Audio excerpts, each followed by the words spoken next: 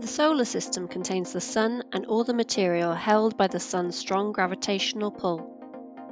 This includes planets, moons, and other smaller objects.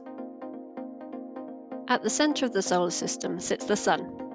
Other objects orbit the Sun at different distances and speeds. The Sun shines on everything around it and is the primary source of light and heat. The Sun is by far the largest object in the solar system. If you added up all the mass of the Sun, the planets, moons, and other small objects, more than 99% of that mass would be the Sun.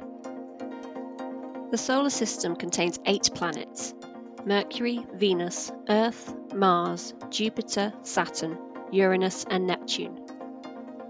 The rocky planets, also known as the terrestrial planets, are the 4 planets closest to the Sun. These are Mercury, Venus, Earth, and Mars. The giant planets are the 4 planets further from the Sun. These are Jupiter and Saturn, also known as the gas giants, and Uranus and Neptune, also known as the ice giants. There are also thousands of smaller objects. These include hundreds of moons, several dwarf planets, and thousands of asteroids and comets. The solar system is about 4,600 million years old. It formed from a vast dust and gas cloud called a molecular cloud. Gravity pulled parts of the cloud together, which began to rotate and collapse. Collapses like this are usually triggered by something, for example a shock wave from a nearby exploding star. The center of the cloud became hotter and denser until nuclear fusion reactions started and the Sun began to shine. More material was drawn into the cloud as it collapsed and spun. Like turning pizza dough, the material was spread into a flat disk around the young Sun. Far from the Sun, beyond a boundary known as the ice line, temperatures were cold enough for water to freeze, as well as other ices like frozen methane and ammonia. Closer to the Sun, only rock and metal could survive the heat of the star.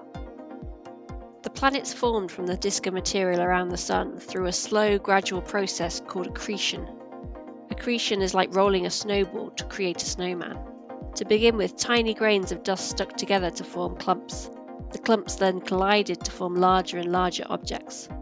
The size of these pieces slowly increased over millions of years until the planets, moons, and asteroids were eventually formed. The planets did not form in the parts of the solar system we find them in today. It took millions of years of the planets migrating from place to place before they settled into their current order.